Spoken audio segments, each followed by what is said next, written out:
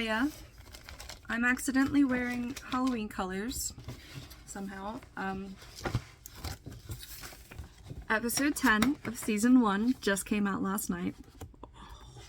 And even as a book reader, it was awesome. And I was still like, you know, some of the times. I actually filmed my reaction to the whole episode.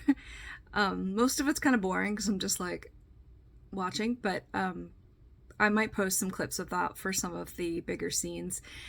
And of course, I have to record a vlog about Lucerys. Giant spoiler alert for season finale of season 1 of House of the Dragon. The internet is dark and full of terrors and spoilers, so do not go ahead if you haven't watched it yet. Okay. Have you had time to go? Okay. So this vlog is about the differences between the show House of the Dragon and the books. Fire and Blood Part 1. And also a little bit from World of Ice and Fire, which is a much shorter list of what happened. This is regarding Lucerys Valerian's dragon fight and death. Okay? I want to go back to episode 1 and dig into stuff, but I had to do this first. I had to. Alright, I'm going to start with the World of Ice and Fire, just because it's way shorter. Obviously, Rhaenyra is now trying to bring people to her cause, figure out who's on her side to see if she even has a chance of challenging Aegon II. So there's 3 Aegons in the show, okay? 4 total if you include Jon Snow. Spoiler alert for Game of Thrones. Aegon the Conqueror, who was Aegon the First. There's a lot of Aegons, but they only call them the numbers if they're king, or right now if they're in the series.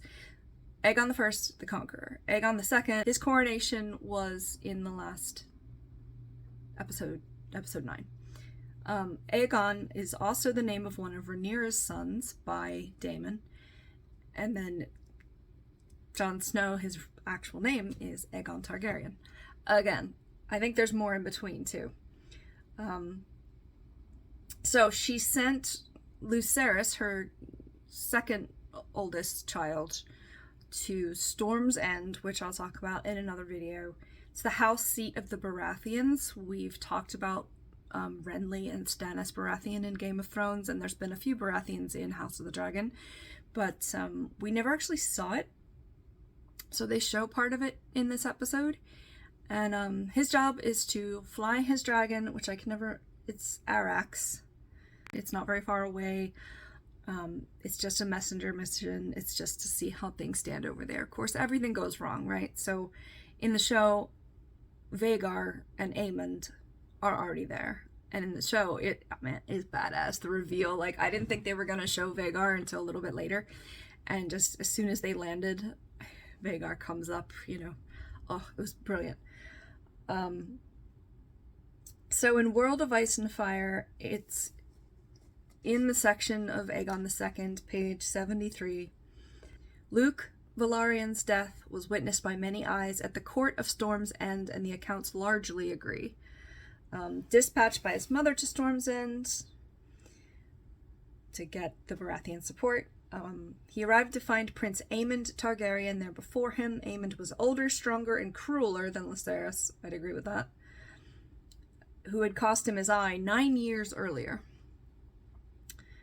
Remember, the timeline for this is a bit different than for the show. I don't remember how much time has gone by between episode... Is it like 7 where they get his eye out? Anyway. Lord Boros, which is the Baratheon that they were speaking with, denied Aemond his desire for revenge inside his hall, but stated that he had no care whatever for what happened without. So there's some instigation going on in the books. So, Prince Aemond, upon Vhagar, chased down the fleeing Lucerys and his young dragon Arax. The prince and his dragon, hampered by the storm raging outside the castle walls, both died within sight of Storm's End, plummeting into the sea. And it says, Rhaenyra, the accounts all say, collapsed at the news. The words Prince Daemon sent to Dragonstone after having learned of Lucerys' death were, an eye for an eye, a son for a son, Lucerys shall be avenged. So basically a threat against Aemond. Okay, and then that's kind of it that it says on that. This is the gorgeous picture in World of Ice and Fire. I don't want you to see the caption because it's going to be a spoiler. But there's the fight between Vhagar and Arrax, according to this. Now, Arrax is much smaller in the show. I mean, that's what it's supposed to be. I don't know that Vhagar is big enough in that photo. But again, just gorgeous photos that they have in this book in particular. And then in Fire and Blood, they do have a photo as well. Can you see that? It's a little more representative of what happened in the show. Vhagar is huge and Arrax is not. This is a bit more graphic, just to tell you. And we got quite a few pages about this, because this was a big event here. Alright, it just goes into the Stranger had other plans. The Stranger is one of the 7 gods, I guess, in the faith of the Seven. And they're basically an angel of death kind of character. Idol? I don't know. The Stranger had other plans, for surely it was his dread hand behind the ill chance that brought the 2 princelings together at Storm's End, when the dragon Arrax raced before a gathering storm to deliver Lucerys Velaryon to the safety of the castle yard, only to find Aemond Targaryen there before him. Right, Boros Baratheon is not the first Baratheon. He's not the Baratheon who pledged to Rhaenyra back when Rhaenyra was first proclaimed heir. All right, so, and they go over that in the show. It's like, it's been so long that most of those people have died. But it says he was a man of much different character than his father. Prince Aemond had been uncertain what sort of welcome he would receive when he set out, but Storm's End welcomed him with feasts and hunts and jousting. Lord Boros proved more than willing to entertain his suit. I have 4 daughters, he told the prince. Choose anyone you like. Rhaenyra had taken House Baratheon for granted too long. His lordship told Aemond, Prince Rhaenys is kin to me and mine. Some great aunt I never knew was married to her father, but both of them are dead, and Rhaenyra, she's not Rhaenys, is she? We have no record of which daughter Prince Aemond finally decided on, though Mushroom tells us that he kissed all 4. Except it wasn't Maris. Poor Maris. Whoever that is. Munkin writes that the Prince Aemond and Lord Boros were haggling over dates and dowries on the morning Lucerys appeared. Vhagar sensed his coming first. Interesting. Guardsmen walked the battlements of the castle's mighty curtain walls, clutched their spears in sudden terror when she woke with a roar that shook the very foundations. Even Arrax quailed before that sound, we are told, and Luke plied his whip freely as he forced him down. They have whips in the books and saddles. I don't remember if Daenerys was ever given a saddle in the books. Mushroom would have us believe, and Mushroom I don't believe was there. I think he was on Dragonstone. Mushroom would have us believe that the lightning was flashing to the east and a heavy rain falling as Lucerys leapt off his dragon, his mother's message clutched in his hands. He must surely have known what Vhagar's presence meant, so it would have come as no surprise when Aemond confronted him before the eyes of Lord Boros, his 4 daughters, Septon and Maester, and 200 knights, guards, and servants. So here, for once, we need not rely entirely on Grand Maester Munkin, Mushroom, and Septon Eustace. None of them were present at Storm's End, but many others were, so we have no shortage of first-hand accounts.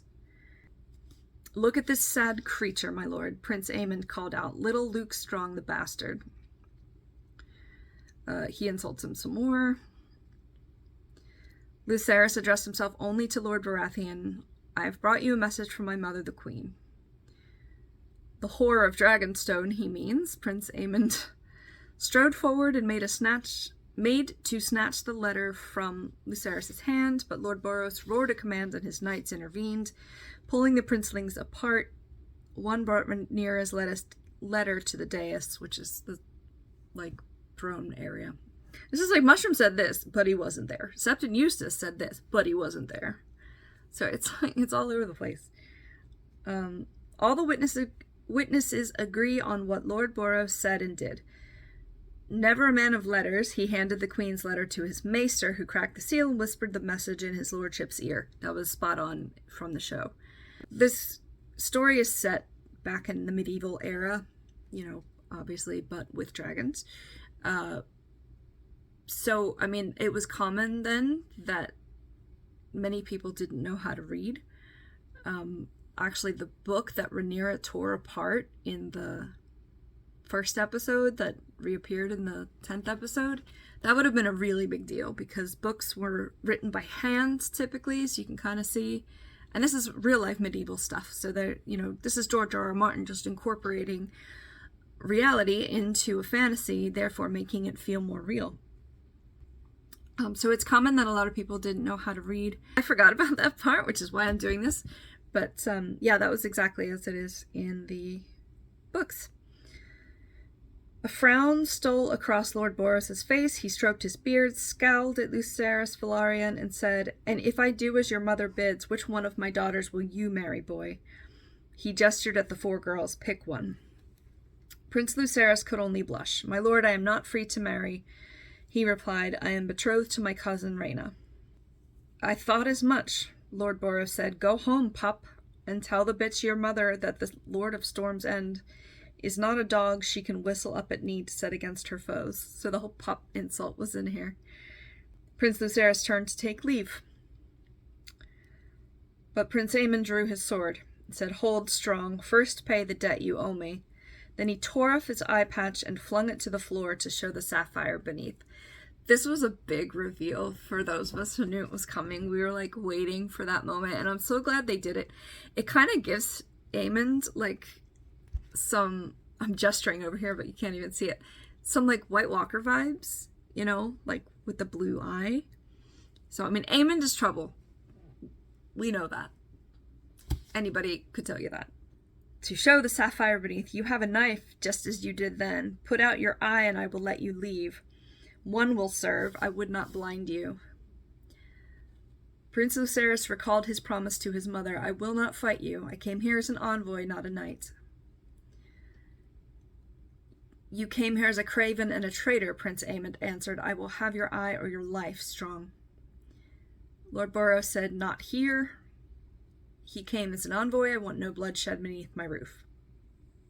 So the guards escorted Lucerys from the hall back to Erex. Oh my. And there it might have ended, but for the girl Maris. So this was the daughter that Aemond would not choose. The second-born daughter of Lord Boros, less comely than her sisters, she was angry with Aemond for preferring them to her. "Was it one of your eyes he took, or one of your balls?" Maris asked the prince, in tones as sweet as honey. "I am so glad you chose my sister. I want a husband with all his parts." Yikes. Burn! Aemon Targaryen's mouth twisted in rage, and he turned once more to Lord Boros, asking for his leave. Lord Boros shrugged and said, "It is not for me to tell you what to do when you were not beneath my roof." Outside, the storm was raging. The rain came in blinding sheets, which bothered me in the show because I'm neither of these dragon riders could see at all. Have you ever driven through those pelting rains? You can't see anything. Imagine being out in it, flying through the air. I don't know. It's okay. Hand waving. It was bad weather for flying, even for a dragon. And Arrax was struggling to stay aloft when Prince Aemond mounted Vhagar and went after him. Right, so I've had issues with the dragon CGI. I thought these scenes were actually very good. as a bird trainer, I'm very used to how, wings look when they're, pushing the air down or trying to get height or whatever. And Arax was well portrayed. He was really struggling. He was trying to get air. Had the sky been calm, Prince Lucerys might have been able to outfly his pursuer, for Arax was younger and swifter. But the day was as black as Prince Aemond's heart, says Mushroom, who wasn't there. And so it came to pass that the dragons met above Shipbreaker Bay. Watchers on the castle walls saw distant blasts of flame and heard a shriek cut the thunder. Then the two beasts were locked together, lightning crackling around them. Vhagar was 5 times the size of her foe, the hardened survivor of 100 battles. If there was a fight, it could not have lasted long. Arax fell, broken, to be swallowed by the storm-lashed waters of the bay. His head and neck washed up beneath the cliffs below Storm's End 3 days later to make a feast for crabs and seagulls. We're kind of doing a shout out to the crab feeder again. Mushrooms claims that Prince Lucerys' corpse washed up as well, and tells us that Prince Aemond cut out his eyes. This is what cracks me up about George R.R. Martin. Mushroom tells us that Prince Aemond cut out his eyes and presented them to Lady Maris on a bed of seaweed, but this seems excessive. So, why are you writing it then? I guess for the possibility that could have really happened. Anyway, some say Vhagar snatched Lucerys off his dragon's back and swallowed him whole. It has even been claimed that the prince survived his fall, swam to safety, but lost all memory of who he was, spending the rest of his days as a simple-minded fisherman. The True Telling, which is Munkin's work, gives all these tales the respect they deserve, which is to say, none. Lucerys Velaryon died with his dragon, Munkin insists. This is undoubtedly correct. The prince was 13 years of age. His body was never found, and with his death the war of ravens and envoys and marriage pacts came to an end, and the war of fire and blood began in earnest. Aemon Targaryen, who would henceforth be known as Aemond the Kinslayer to his foes, returned to King's Landing, having won the support of Storm's End for his brother Aegon and the undying enmity of Queen Rhaenyra. I'm not going to read that paragraph because the whole point of this is to compare it to the show, and they haven't shown it in the show yet. So, on Dragonstone, Queen Rhaenyra collapsed when told of Luke's death. Luke's younger brother Joffrey, Jace was still away on his mission north, swore a terrible oath of vengeance against Prince Aemond and Lord Boros. Only the intervention of the sea snake and Princess Rhaenyra kept the boy from mounting his own dragon at once. Mushroom would have us believe he played a part as well. Oh, that's where Daemon was. Daemon was at Harrenhal. He did mention in the show he was going to go treat with somebody himself. I guess that was at Harrenhal.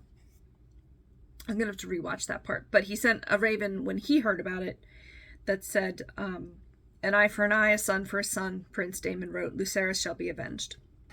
So that's the dragon fight and death of Lucerys. There's nothing in here that indicates that Aemond didn't mean for it to happen. So that was a really interesting addition. It wasn't even listed in here as one of the possibilities. So I wonder how they're going to play that. If anybody's going to find out that he didn't mean to do it. I don't know. And there was really only one burst of fire, which was Arax just trying to burn Vhagar's head, and then Vhagar just swallowed him, or bitten him in half.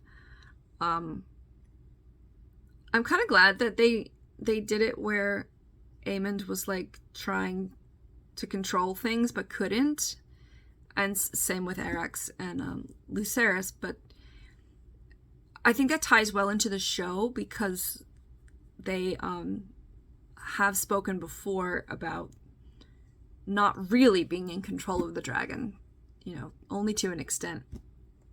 And that definitely showed in that scene. So that was that was a nice touch. It gives a little more like heart to Aemond instead of just straight out evil, which George R.R. Martin doesn't typically do anyway. So yeah, so that was the death of Lucerys, and I can't wait for season 2, and it's gonna be like years, and so I'm just gonna do a lot of book studying in between, and there's gonna be plenty to do. I rewatched episode 1 to come up with like other things I could vlog about that might be different between the show, and this is the list just for episode 1. So I'm gonna have plenty to vlog about and to talk about, and that'll kind of keep me in that world. I really looked forward to those shows every Sunday. I really did. They were so needed for me, like therapeutic in a way, because I was like, okay, I've just got to get to Sunday at 9 p.m. I mean, if you've watched multiple videos here, you know I have some mental health challenges that are really difficult. And being able to super focus on something really helps ground me and keep me in a better headspace. So I'm doing a bit better.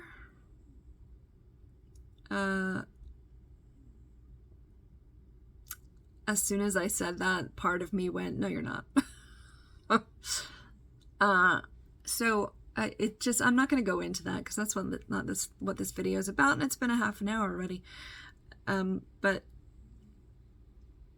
it's helped me focus and look forward to something, and I'm going to miss that. Yeah. But thanks for watching, and I'll talk to you soon. Bye for now. So, this is regarding Lucerys. Regarding Lucerys's... just got coronated? And introducing the characters. I look really washed out. I'm sorry. I don't know why I'm apologizing. Whatever.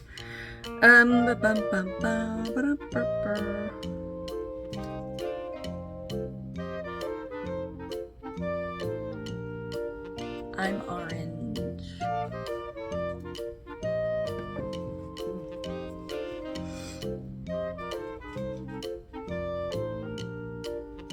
My own dragon, my bearded dragon is getting crazy. This is a snake tank behind me, by the way. I have a black rat snake there. I have all kinds of animals. Go check out my animal videos. Anyway, he hated Lucerys with a passion. For it was Lucerys who had cost him his eye. Oh, I already read that 9 years earlier. Where did it start? Where he says he's gonna go. Alright, where's the first mention of... I mean, it's not a character, but it's a belief, I guess. Much later on. That would take me a while if I did a vlog for Game of Thrones differences. Maybe I'll just do Daenerys. Anyway, that would have been like hugely a big problem. Sorry. Lucerys Velaryon died with his dragon. Munkin insists. Let me do that again. Lucerys Velaryon